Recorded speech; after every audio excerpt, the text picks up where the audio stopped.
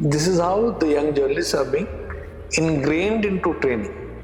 Questions need proper answers, but the person who's asking the question also should have the qualification to ask the question.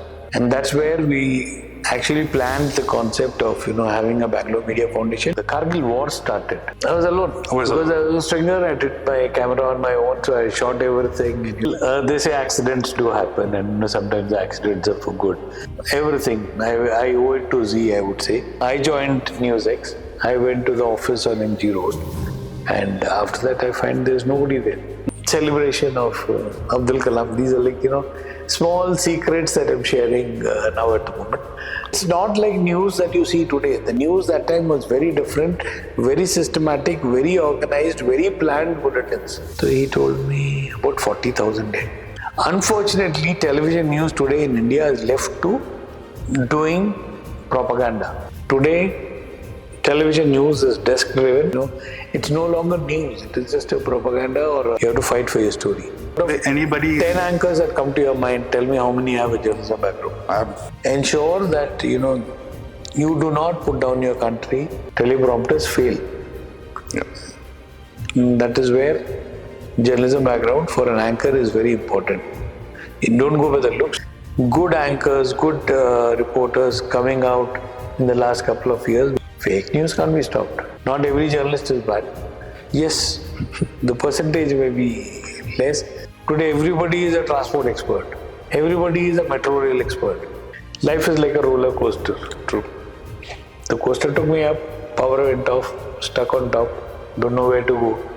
If you're dragging names like Dhruv Rathi and all that, they're not journalists. No. Good journalists from India are working abroad. A large number of them. मैं BJP का reporter हूँ, मैं Congress का reporter हूँ. Then sorry, take the tag of journalist away from me. Maybe in today's scenario, if I went back to a newsroom, I would end up either being dejected or slapping a dozen people for what they're doing.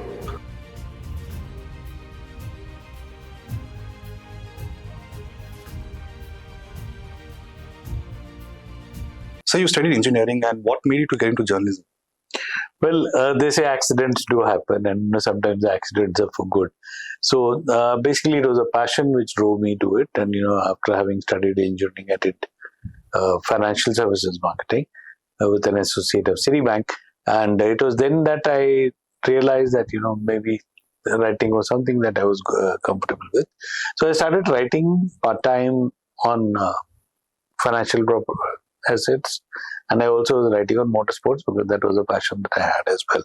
So during this course, when partially writing and doing my job to earn bread, so then when the Kargil War started, it was then that, we had done a huge fundraiser, got involved with victims in Tamil Nadu. We had 39 martyrs from Tamil Nadu.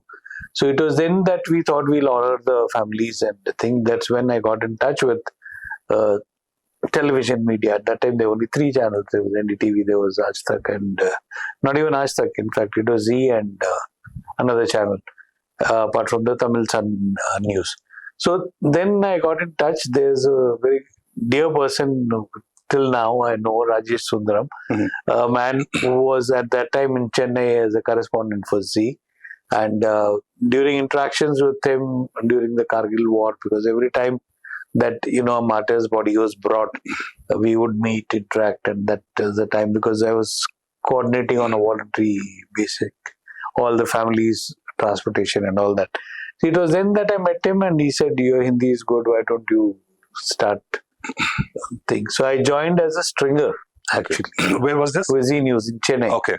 And it was a nice concept. I liked it as well, and went ahead and started off with that journey.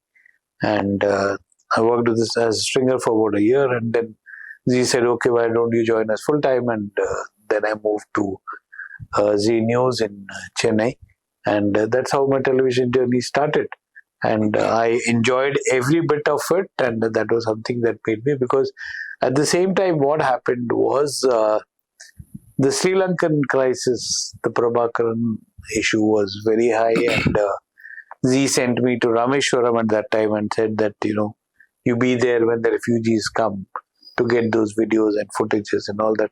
So I stayed at Rameshwaram for a couple of days, and I went up to the IBL, the fifth island. Fifth island is only unmanned island, and only two commandos, marine commandos. I stayed with them there because that was the first place where all the refugees would land. So that was my first adventure television story, which was a very nice. And with you, how many channels were there, like other channels? I was alone because I was a stringer. I did my camera on my own, so I shot everything, and And I'm sure you used to shoot on the tapes. Yeah. And how would you used to send? Well, that's another story that I will tell you. That's because something where there was no technology. Yes, at that time. And that is something that we had to actually ensure that you were doing everything from shooting, scripting, packaging the tape, couriering the tape by air cargo, ensuring that somebody picked it up, and then get your story on air. So it used to be a 24-hour process that you were on the toes, and there were no mobile phones that time. Yeah. So every time you do one step, you run to the nearest PCO, call up, say I booked this tape on this thing, and then come back to office, send a fax. There were no emails access easily that time. So that is where we started, and it taught me a lot. It taught me a lot about technology. It taught me a lot about coordination, and I think so. Journalists today do not have that kind of a learning, which at that time we learned, and I think so that adventurous 20-25 days which I spent in Rameshwaram on the Sri Lankan refugee crisis, that was one turning point where Z offered me a full-time job, and that's how I came on board on Z. If I'm not wrong, socially, approximately, you have almost 30 years of experience in overall media experience, and television. How many years experience? Sir? See, television is about 26. We are taking it from the Kargil War time, and till now 25. Though I left active journalism some time back, but I still do enough work for foreign channels, and that is what has kept me going. I enjoy every step that I do, and after the transition that happened from full-time television to just doing features for TRT World till such time that they were taking content from India or for Al Jazeera. Yeah. So these were things which taught me again a lot, and I've done a lot of work with them. And for Z, how many years you work, sir? And if I'm not wrong, I think the Z Kannada. You were behind that? Z was I will say the foundation stone of my television career. Okay. So 99 till 2009, I was there, more than a decade, about 11 years tentatively. And it taught me everything because Z, I learned everything. I owe it to Z, I would say, that I learned my television there. I learned how to report, not just in Hindi, because when I came to Bangalore, then I was also instrumental in setting up Kaveri. That was the first time, along with Asianet, that Z had launched a thing. So we had an office here in Benson Town, and we launched Kaveri channel there. Unfortunately, it went off. Then moved back to Chennai. Then we launched Bharati, which is a Tamil version of that. So I had the advantage of having worked in the South with Z in many languages, and that was something which taught me, like Tamil. I was very fluent and read, write, speak. Kannada, which I can speak and maybe not write properly, but read it though. And Hindi, English, which were my strengths. So that is something that I learned, and this is what in that 11 years I learned everything from being a stringer to the editor of a channel, and to be able to package, run a team of about 30 people. And setting up news channels. Setting up Kaveri, Bharati, then they wound up. Then we launched Z Tamil and Z Kannada, which was again 2007. So this is something that I owe to Z, that, I'll always be grateful to Subhash Chandra and Lakshmi ji. was heading the thing.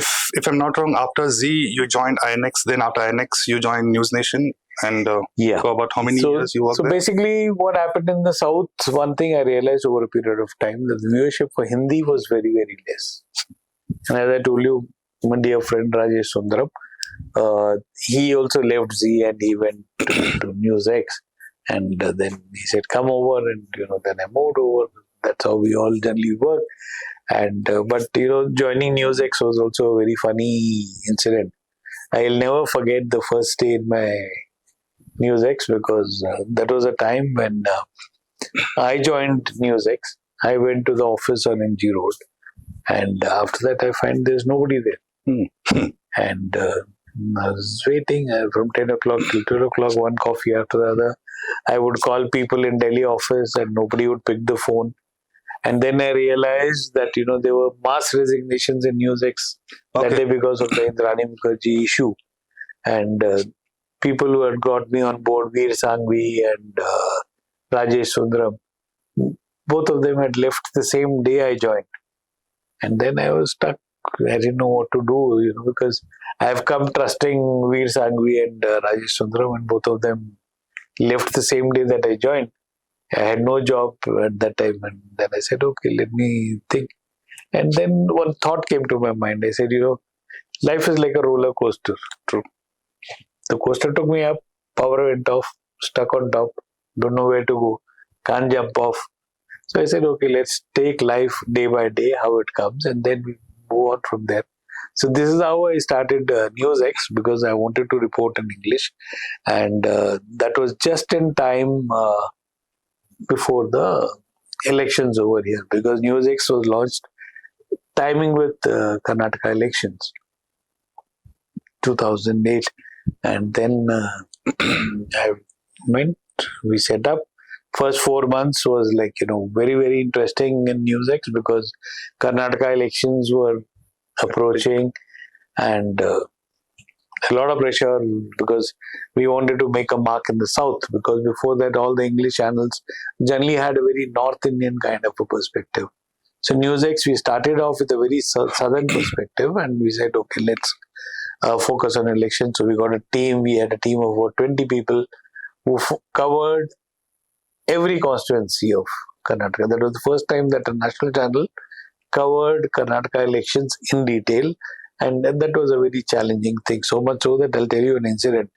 I had gone to Kalburgi. It was called Gulbarga at that time, and Mr. Narendra Modi was the Chief Minister of Gujarat at that time. So he had come over there, and since I knew the SP over there, so the helipad was in the SP's office. So I was waiting there inside. The rest of the media was waiting outside the SP office. And as soon as he landed, I walked towards the helicopter. He was very friendly with the media at that time. Now it's a different ball game. So he said, "Aajkal English mein." I was surprised that he had taken note of the fact that I had done 11 years in Z in Hindi, and it was just third or fourth month that I was reporting in English, and he said, "Aajkal English mein." And then, but though he didn't speak about the elections or something, but he just said that much, and he got into the car and went away. So that felt nice in the sense that you're being taken note of. That is what had made me shift to English, because we wanted that reach, that access, that whatever work you're doing reaches more people, and that's all television is all about. So, how has been the technology change from when you started and right now? You see, there's a big difference. See, as I told you earlier, when I started as a stringer, it was my camera, my tape, everything that I planned the story, shot the story, packaged the tape, couriered the tape.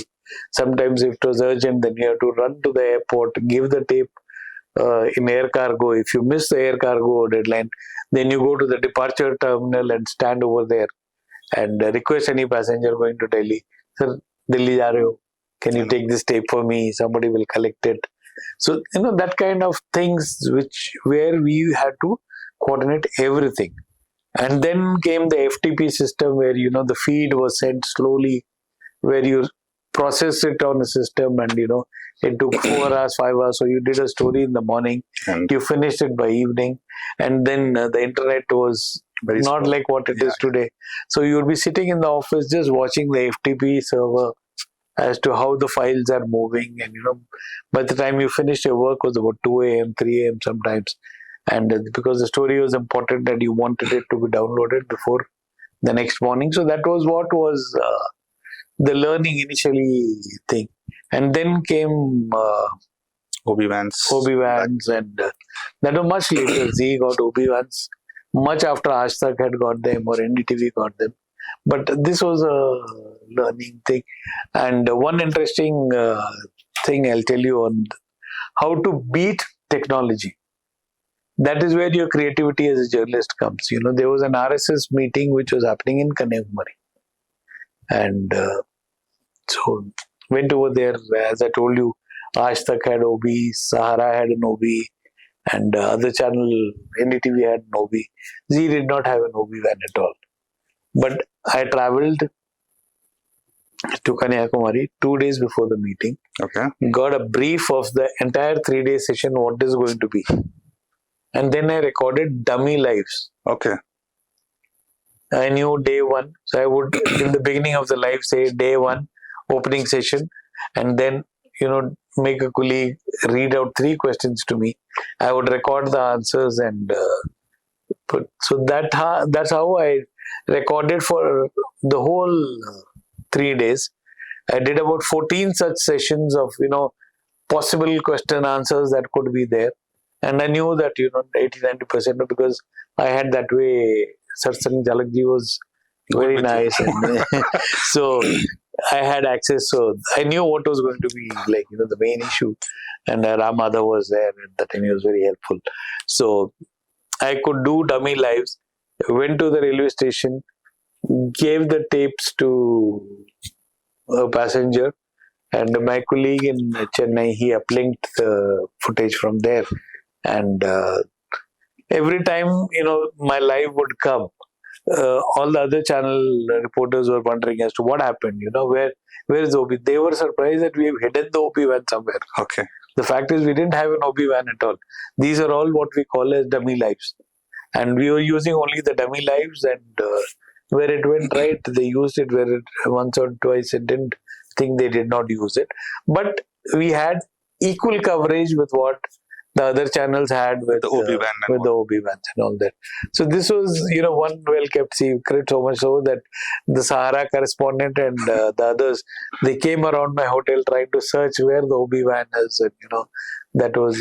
Did any journalist ask you, "Aapne live kaise kiya?" And later on, I told them that this is what we did, and this is how. So you have to learn to beat the technology. Same thing I did.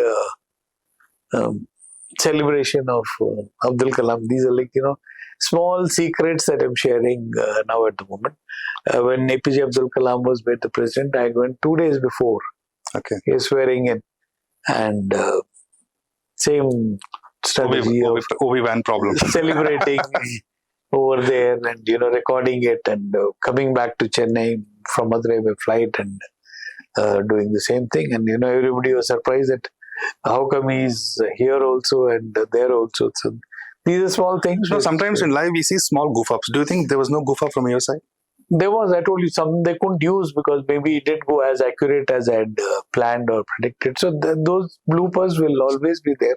And it's a part of things. See, at the end of the day, what is your purpose? Your purpose is to give news. And give news to the maximum accuracy that you can. And to give the viewer a feel. I did what I did with the feeling that the viewer of Z News deserved to get the same thing, because people are very committed to Z News, and that was something which, being the biggest channel at that time, we thought, we should be able to do that thing.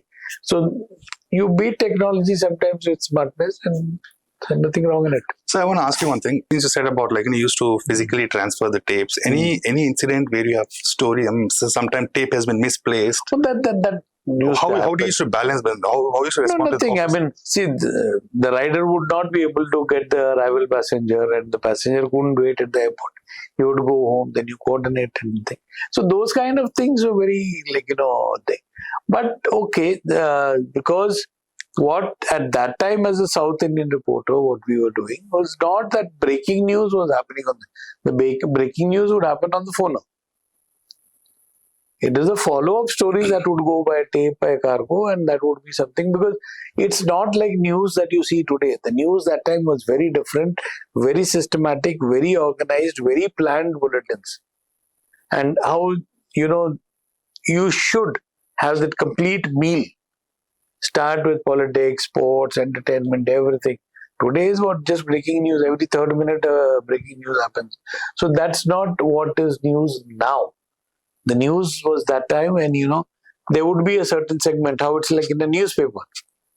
You read the newspaper for a different purpose, I read the newspaper for a different purpose, somebody else reads the newspaper for a different purpose. So a television news package was also the same way, that it had different essence, different stories for every sector of family or. So what's this whole concept about Bangalore Media Foundation? You are the founder. How this thing came up, and what was the whole intention of having this? So the intention was very clearly, as we are talking about the fact that, the deterioration in standards is something that we wanted to curb. And I realized along the journey in television, though, that somewhere we needed to inculcate two things. One, ethics. Second, discipline. And that's where we actually planned the concept of having a Bangalore Media Foundation, where we would be able to support the platform, television, and kind of thing. So, but somehow it was not a great starter, and, but I feel someday that we will, because it's as relevant today as it was. Don't you think it's very relevant right now? It is relevant. Even at that time when I thought of the idea, it was very relevant. Today it is much more needed, because, news is not what you're seeing today. It's propaganda. And that is something which is very unfortunate, that, we are seeing what is being fed to us, not what we want to consume, or not what I need. That is where, the whole mismatch. If you've seen the viewership drop, when I joined Z News, and, when I got a hang of it, and maybe 3-4 years later, television news, especially Hindi news, because it catered to entire country, was 12% to 15% of viewership of television. So if there were 100 hours spent on television, 12 hours was spent on news. It was something new. Phenomenon was very thing. Today we're talking of not even 1% of the time consumed is on news.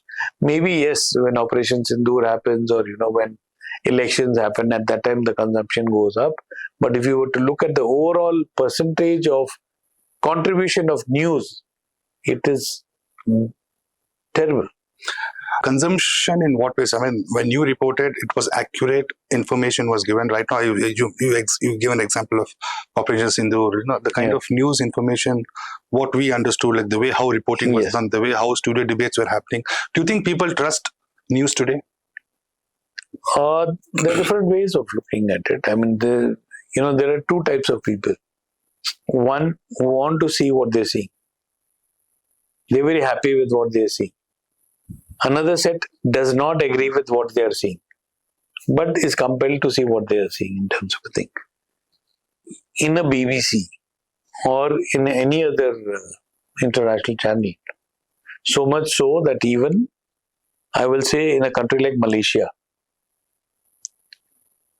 weather forecast is an important role of a news bulletin, because you, me, or anyone else needs to get a weather update, because we step out or we don't step out planning on that. We don't decide our daily plan on the basis of if Mr. Modi is inaugurating a new locomotive engine or if he is doing something else.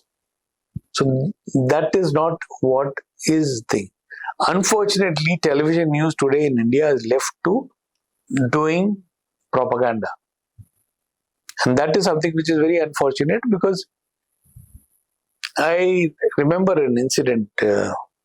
NDTV had a partnership with a Malaysian channel, and they worked together for quite some time. Their weather forecasts went wrong. Okay. The Malaysian parliament had a discussion on that as to how you can go wrong, because in a coastal thing, this was something where I exactly do not remember because this happened in 2010 or 11. But very clearly, it was an issue which was discussed in the parliament over there, and that is where the NDTV had to call off their operations from Malaysia.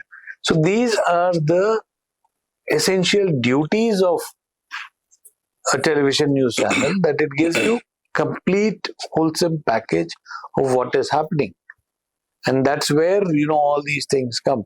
See, today also, luckily we have a weather forecasting team which is more accurate now. So you get your yellow alert, orange alert and all that, which makes us plan our day accordingly. But how many channels do it seriously? We see it on the social media, we see it on the YouTube, but we do not see it that strongly or effectively on television news. So you have been doing journalism and reporting from the field. Do you think today's journalists are doing reporting from the field, and how important for a journalist is to report from the field? You know what I'm trying to ask? Yeah. The fact is, there was a time when there was ownership to a story. And when you, as a journalist on the field, took ownership of a story, there was nobody on the desk who could question it. Today, television news is desk-driven, marketing-driven. The journalist on the field is only communicating on air what is being told. 90% of the time, that is what is happening, and there's no fresh perspectives that are being added. I remember, and basic ethics are also that, when you take a story, you get both the sides of the story. Yes. Then you, as a PTC, add your own perspective, and then you make a package, and then that's what, if you go back, you'll see those kind of stories. Today, what is the thing? One bite collected from here, breaking news flash. After that, the reporter live. No counter point, no opinion which is taken. So that is something which has changed very thing, and that's why I said, it's no longer news. It is just a propaganda or a platform where 90% of the time you are hearing what the channel management wants you to hear. And then nothing more than that which is happening now. So how did you manage your reporting when you're reporting for a news channel? Because there's something called input desk which sits in office. There are no inputs now. That's what I'm telling you. Talking about that time. That time, yes. I mean, you could stand by a story. I'll give you an example of tsunami. And when the tsunami struck, I was in Chennai those days. And because I had some good friends in Coast Guard, I had done a couple of documentaries on them. So early morning, 6 o'clock, there was a tremor which triggered the tsunami. And after that, about half an hour, a friend of mine who was a commandant and Coast Guard, he just called me and said, Vijay, sea is acting funny. I said, what do you mean the sea is acting funny? He said, the water level is rising, okay, and it is nearly touching my apartment. Oh. I thought it's a joke. But nevertheless, as a journalist, you don't take things lightly. I took my car out. We used to have at that time a Tamil channel in thing, so we had a night duty cameraman. I picked him up in my car and I drove towards Marina Beach. When I was driving towards Marina Beach, I saw on both sides of the road the traffic is coming to the city. Okay. I was the only one who was heading towards the sea, and everybody else was running away from the sea.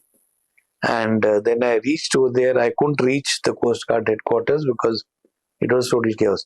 For those who are familiar with Chennai, as soon as you hit the Gandhi statue in Marina Beach, I saw a Ford Icon standing vertical against a lamppost. Okay. And the two boys sitting in that, banging, trying to get out. And then I got down and I saw there were boats on the thing. That was the first shot of a tsunami which had just receded. There was chaos all over. I told the cameraman, shoot. He also got panicky, but we shot. We made about 3-4 minutes of footage. And then I told him, give me the camera, you run and uplink the footage. Okay. I will shoot because I You do can the also basics. do the camera. So I told him, he says, ek hi tape laya ho, sir. Then there was nothing that could be done. And so we had to rush back and think.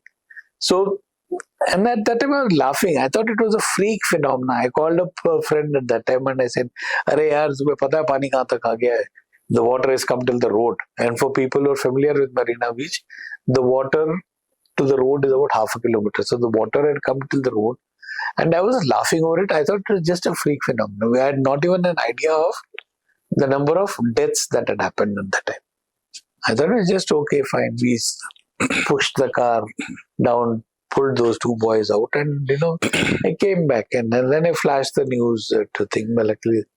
So they said footage bejo. So then I had to come back and then I called other cameraman and we uplinked the footage. We had on Z News the first shots of tsunami, and so then it was a thing.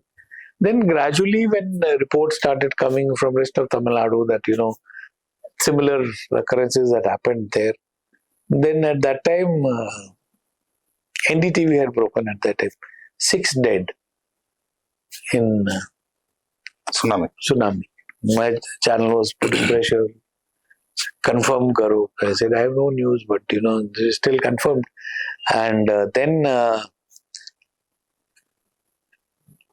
I went to the Coast Guard station with another cameraman, and luckily we got a chopper. Oh. A Coast Guard chopper, because I told you I had a friend. So, but taking the chopper out itself was thing because the sledges and all were on sand. But we got the first visuals of the Chennai port, where the ships had broken loose, the wires, ropes had given way, and tankers were colliding. I'm sure if you Google, you'll find those footages still. So that was when. And then I called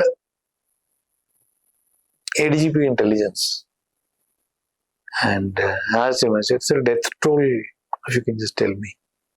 So he told me about 40,000 dead. Wow. I said, "You're joking." That was the first reaction that I did. He did not take my word. 40,000 is across Tamil Nadu what we are. I got scared. I couldn't tell that kind of a number because even saying that number is like a sin. I felt it was wrong. So I cut down that number and I called my input editor and said the death toll is high. It could be about 10,000, I told. I didn't take his thing, though he was ADGP. I said, "So about 10,000 is the toll which is being predicted." He also got angry and he didn't believe me. He said, "What did you think?" And then the channel ran first 100, then 200, 300. That is how it was thing. But by afternoon, it was very clear the kind of destruction. So that's why I say, at that time, a reporter had to take responsibility. That what I am telling you from my sources is right, though there could be always a factor of something that you keep.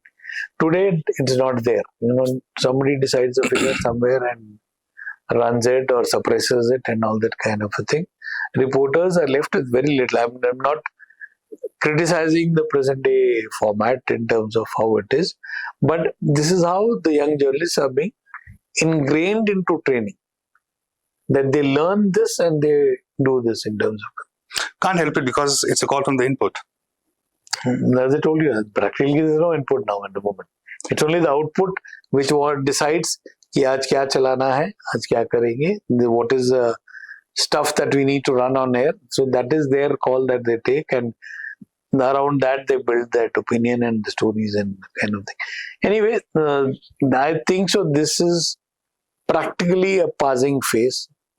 The lowest that we had to see in television news, I think so. We are somewhere near the bottom, and after this, I think so. Once more, we will see a revival of ethical journalism, stronger journalism, and that's something that will make it that much more better.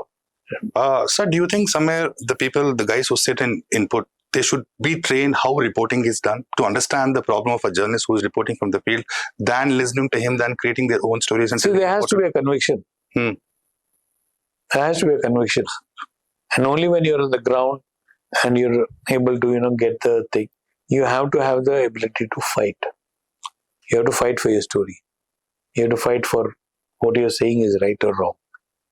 Because fight can only happen when you have worked as a reporter. When I'm sitting in input, I don't understand your problem, your story. Well, see, that's what I'm telling you. It's a very technical thing, I mean, if we are talking from a channel's perspective, it's very different thing now.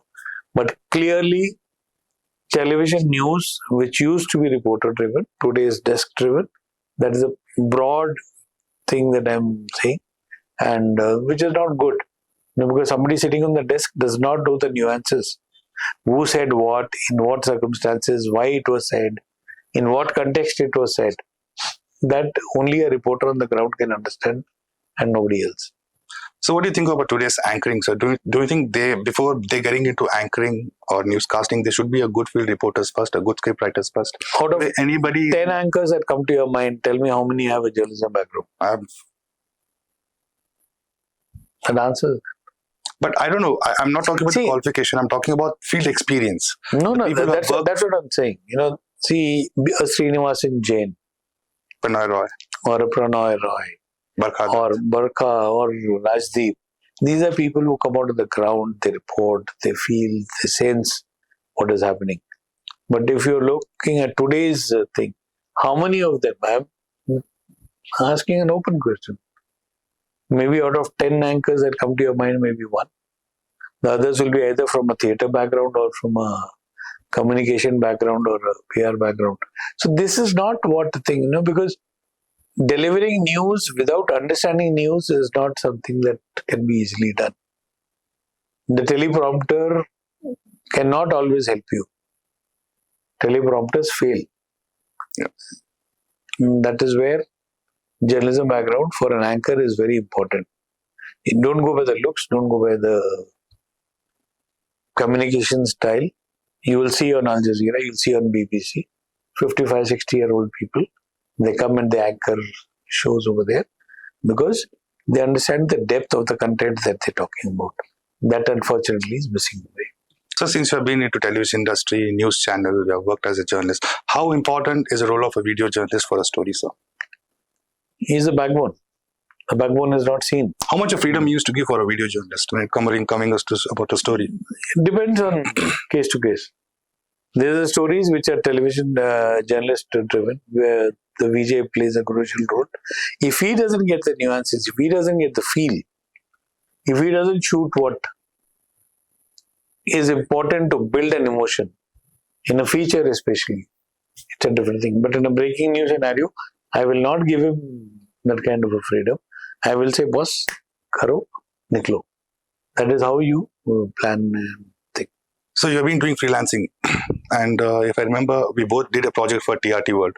When the project came about COVID, what the story was pitched by you, or did Al Jazeera, somebody called you and asked you to do research, or is it something when it comes to freelancing, they tell you how to go about with the story? They give a broad subject and then you pitch ideas because you are on the ground. They sitting in the Middle East will not know what is happening on the ground. So what we see, what we sense, we share with the thing, and if they're okay with it, they do it. But also the thing is, there's a lot of sensitivity which is involved in that thing, because you're catering to an international audience.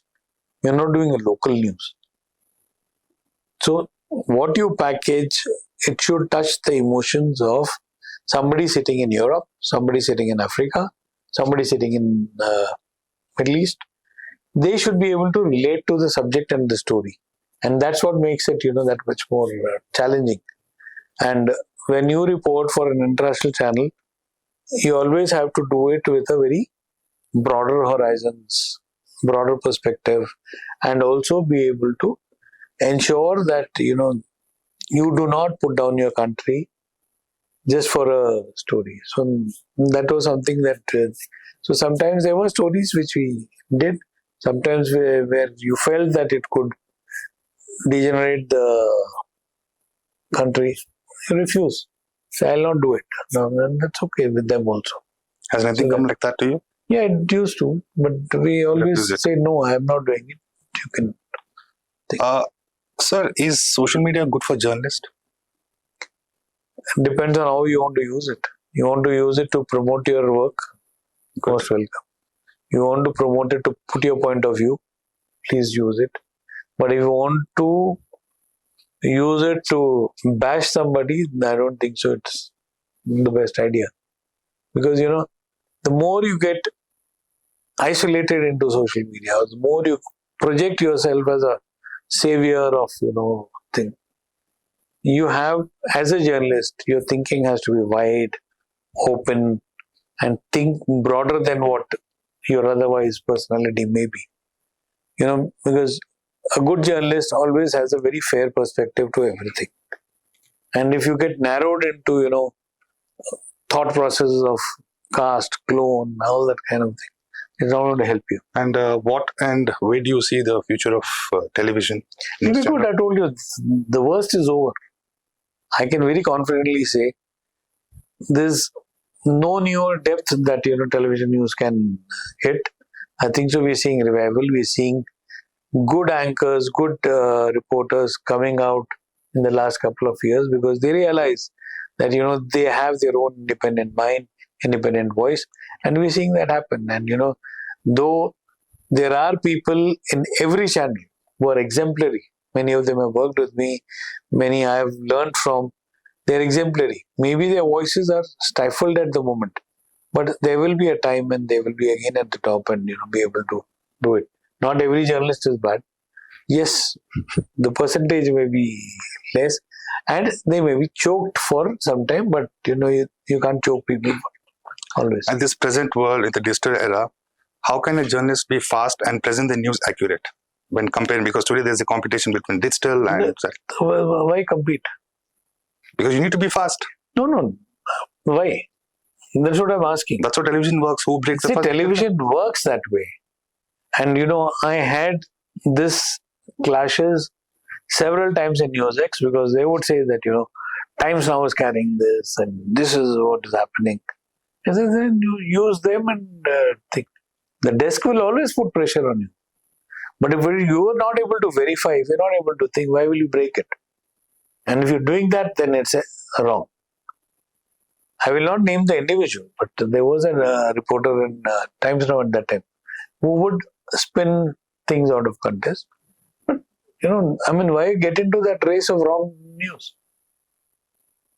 That's why I said you have to have your own conviction, you have to have your own guts to tell the desk, no, I know for sure this has not happened. I know for sure that this is a thing. So fake news is hurting journalism actually. So how do we stop it? Fake news can't be stopped. What's the solution for this? Nothing.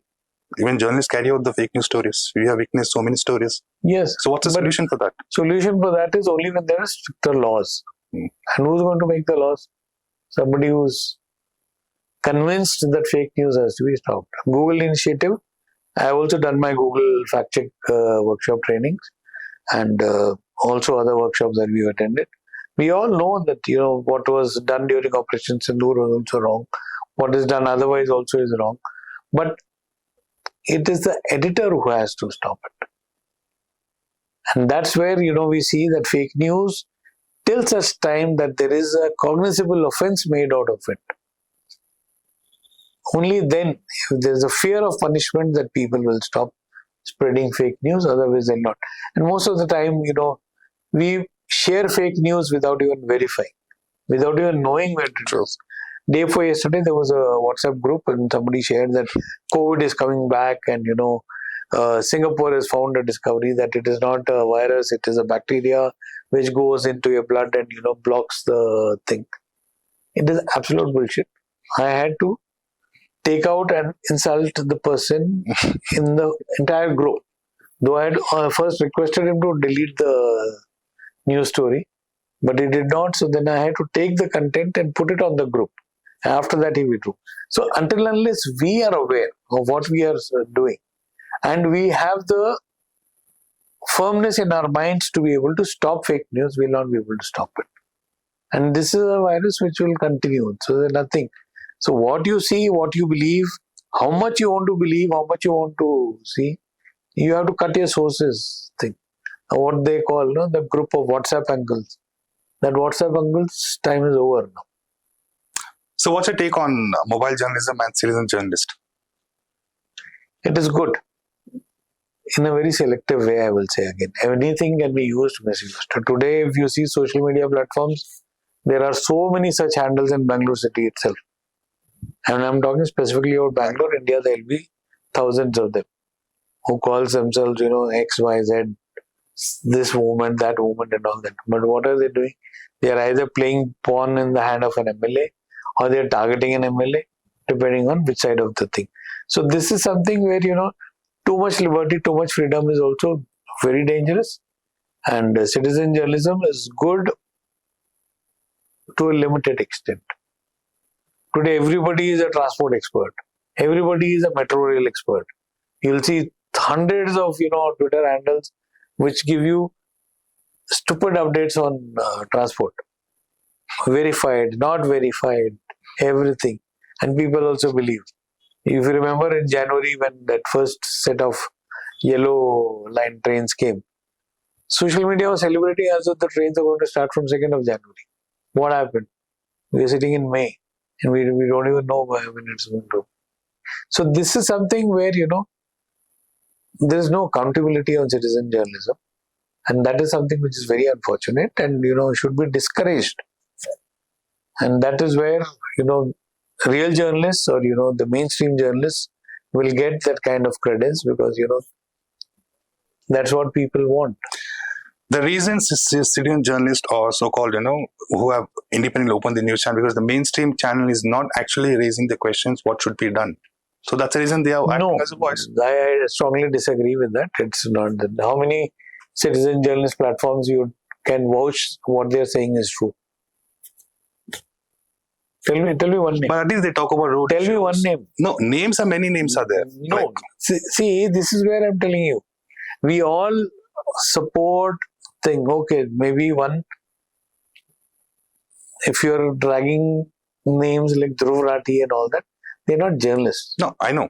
They're analysts. Okay. But citizen journalism is a very different thing where you see, once in a while you see a video of a pothole or a what thing. But that's not a citizen's job.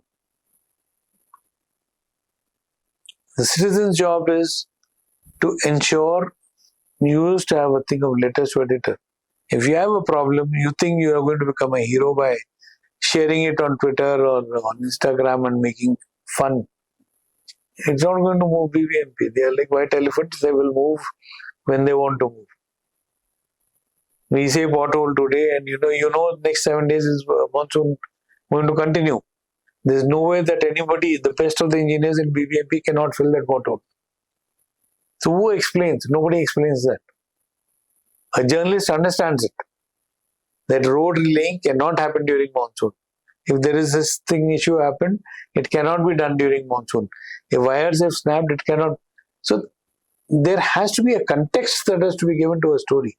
It cannot just be like, one good footage and, you make an issue out of it. You must have seen that video a few days back. Somebody had posted on that Panatur cross. A scooter fellow is going. I will call that man mad. Who does that with an electric vehicle trying to push it through water? What if it short circuits? See, it's not heroics, yeah. It's something which is very. You have to take safety first, precautions first. You cannot become a citizen journalist, not verify what happened or why it happened, and start questioning everybody and everybody. People tag CM, people tag PM, people tag everyone. Who are you? I may sound very rude or but the fact is, questions need proper answers. But the person who's asking the question also should have the qualification to ask the question. Only a lawyer can go and stand in the court and ask questions. Not you and me cannot walk into a court and say, okay, ab main puchunga. But yeah, I also have a chance to fight my own case in court. No, but then you have to give procedural thing, no? As to how you are qualified to do it. Not anybody can just walk into a court and start arguing. Cannot. Similarly, a citizen journalist has to have those kind of skills. And once you have the skills, you have every right to do it. Then what do you say about this a tweet video which is on BBMP portal? The BBMP immediately reacts on it. There's a tweet to police Should commissioner. not. BBMP, the commissioner immediately Authority reacts is fine, but you will find such funny tweets where HMO, PMO, everybody is attacked. Will the Prime Minister depute somebody here? No. So what is the point? You're only trying to get attention. These are like attention seeker Twitter handles or something who are very desperate to get the attention of the people, and they feel that it will be thing. The worst thing today, I will say, if there is anything that is going wrong with Twitter, especially X as you call it now, is the monetization scheme. Okay. Everybody, be it a journalist, be it a thing and all, everybody is running after the revenue that they can maybe make in future. It's like, treasure at the end of the tunnel, and nobody knows who all will reach the end of the tunnel to make that kind of money by monetizing on YouTube or on that. 90% of us do not make that money. True. But we compromise our ethics, we compromise our principles. We give fake news only to get that much more views, likes and hits. So coming back to journalism now, you started as a writer. You started writing first and, experience-wise. How do you see AI? Is it ChatGPT is good or bad in journalism? So it's good. Do you use? I use ChatGPT. I use it now. I'll learn AI. And any technology is good. It's like, how you have ethical hackers, so you also have ethical usage of artificial intelligence. Depends on how you want to use it. Maybe make videos, maybe write stories, improve your language, save your time. So there's nothing wrong with being on that. And going forward, I don't think so. I can only see that there'll be small news outlets which will rely totally on AI and be able to broadcast. Though there was experiment of AI anchors and all that was done, but it did not work because, visually you're not compatible. I mean, you can't have a salty burfi. So that was something like that. When you see a burfi, you assume it is sweet. Similarly, when you see an anchor, you want to see the credibility of a human interface. You don't want to see an AI bot who's interacting with you. Should journalists be neutral or take sides? Yeah, obviously. If you're taking sides, then you're not a journalist. I mean, you cease to be a journalist if you're biased. You can have your personal preferences. I know who I vote for. But that should not be seen on my work. And if it is seen, then sorry, take the tag of journalist away from you. Can a journalist be an activist? Should not be. Should not be for the simple reason that then you graduate from journalist to activist. You do not remain a journalist and an activist. Because again, your thought is biased, you're, having your blinkers on, and whatever you feel has to be done. As I told you, a journalist word means neutral perspective, broader horizon, and a capability to think from both sides, pro and con. And that is what is journalism all about. If you started a journalism career now, what different thing could have done, or you would have done it? I don't think so. I could have done anything different. Because the kind of technology what you have. I've lived with my conviction. Okay. It was there then, it is there now, and I've lived with it. There's nothing different I can do it. Yes, maybe in today's scenario, if I went back to a newsroom, I would end up either being dejected or slapping a dozen people for what they're doing. At that time, because you could discuss, debate a story. Today, you can't. Today, the channel is decided. Yehi chalana hai. This is what is my content. Today is a different ballgame altogether. What's the one thing in today's media world you like and dislike? I like media world per se, yes. But the channels that I watch have totally changed. I do not watch Hindi news. I do not watch Indian English channels. Once in a while, maybe I do. But my reliance on European television, my reliance on BBC, on Al Jazeera to some extent, I think. But certainly, that is where journalism is still left. That is where you should try to learn from. You never stop learning. It will be a continuous process. And today, a lot of people, and this is where we are seeing that, I don't want to see breaking news. But when I see an international development happening, or if I see anything, I want to see both sides of the story. Unfortunately, in Indian channels, I get only one side of the story. So even when I was watching Operation Sindoor on some channel, I was also watching BBC, I was also watching Al Jazeera, I was also watching CNN USA to understand what the world is, how the world is looking at it.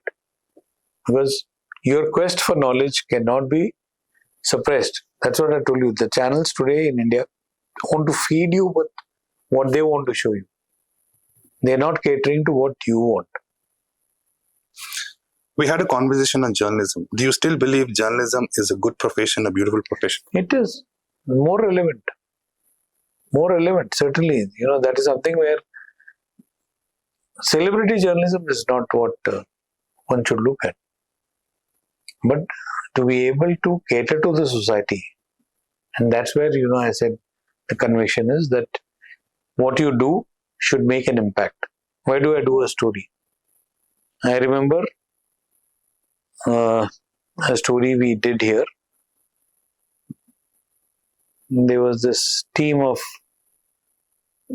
dwarfs from Karnataka whose funds were not sanctioned because they had to participate in the Special Olympics. So they had approached, they came to the Zee Kannada office because that time Zee Kannada was there. They met me, they told. I went myself, did a feature with them. Each one of them was exemplary athlete.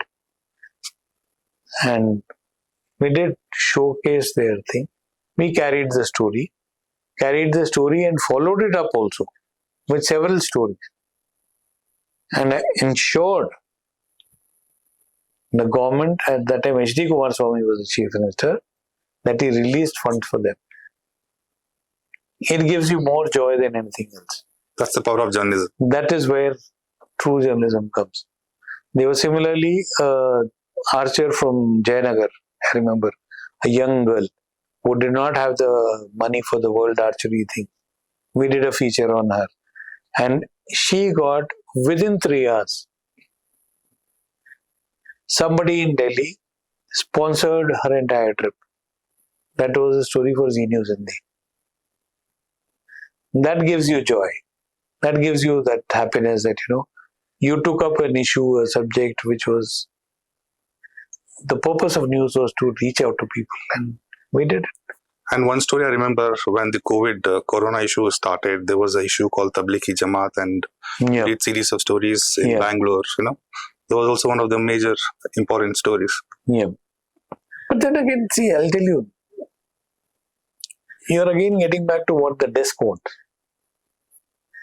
Who and what?